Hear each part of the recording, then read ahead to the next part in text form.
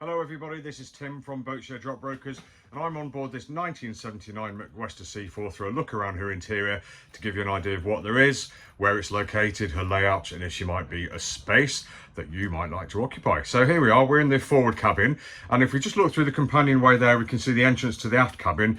We'll go there after this little bit, but very nice and easy companionway to get down here. So we just slide the top back, lift out the planks, and we've got 4 or 5 steps down there into the interior. Now down here we've got a head height of around 5, well probably just under 6 feet in the middle, and generally feeling light, bright and airy because we've got a painted interior here, and we've got the great big windows all the way around as well, so lots of light flooding in, complemented by the sort of cream coloured headlining up there. And as you can see, a little bit of sag there, so that might be something that could bring her into the here and now if you decided to take her on.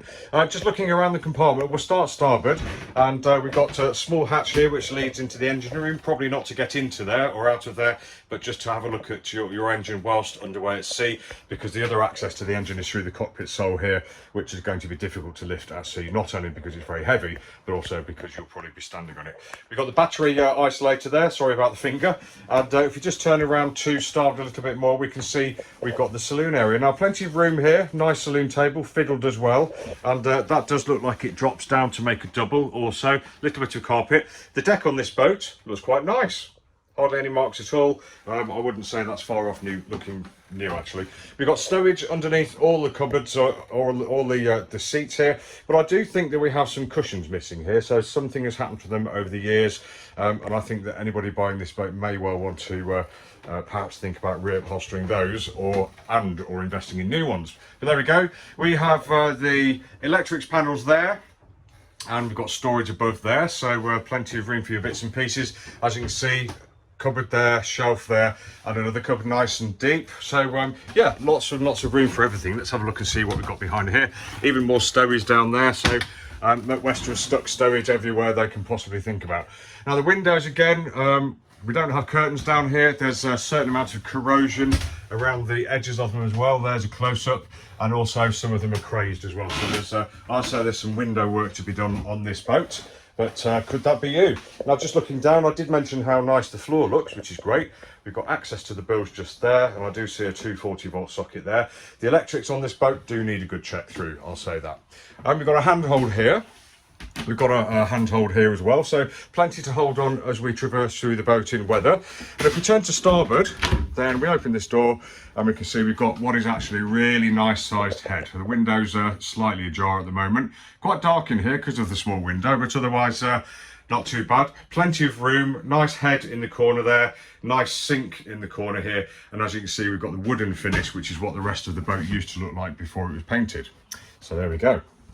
Close the door on the head, and I'll just take you forwards into the forward cabin. Now, very nice sized cabin with the infill, which we've got here in place. We've got a really great big long and wide bed, which is great. If you haven't got the infill in, then you've got a really nice large area to get changed in. On the starboard side, we've got a nice big hanging locker with a fiddle shelf above. We have got a hatch above, as you can see. That goes in the upper deck video. You'll see that goes right at the front end of the coach roof before it comes down. We've got a window here. Now you can see the glazing there, or the UV degradation, so that's one of the ones perhaps you might want to look at. We've got a cupboard here just behind the hanging locker there, room for your bits and pieces, your smalls maybe. Shelves port and starboard, and if we just open this here, we've got access through to the chain locker. There we go, there's a chain lying in there. Bit of a glow through the bow because it is a beautiful sunny day. Under both of these beds there's lots of stowage, there's spare sails etc stored under there at the moment, but other than that, a really nice sized cabin. And you can see where I talk about the front of the coach roof sloping down on the upper deck video, this is it, and that does give you lots and lots of head height in here. Very nice. And then finishing off this cabin on the starboard side, sorry, on the port side, we've got another hanging locker there for your longer clothes, etc. So let's move from the forward cabin into the galley. First thing we encounter on the right is a nice cupboard, lots of shelves in. We've got a shelf here, fiddled as well. We've got windows above that open, and just looking down at the galley, as you can see, linear forward to aft. We've got a cooker underneath here, which hinges up. We've got 2 burners there. Looks like we have a grill and an oven. Very nice, and one would hope, yes, it's gimbaled as well by the looks of it. We have got a sink. We have got a cupboard here. There we go. I'll just this door doesn't stay on, so I'll put that to one side. There we go. Nice big cupboard for your bits and pieces. We just need new hinges on that basically. And then underneath the sink we've got drawer. We have a drawer underneath here as well, which I can't get out one-handed, but plenty of stowage inside, along with nice deep cupboard here and a nice deep cupboard here. We can see that the previous occupants, because this boat has been used as a liveaboard for a couple of years, they've opted for what looks like a microwave and electrical combi that does go with her.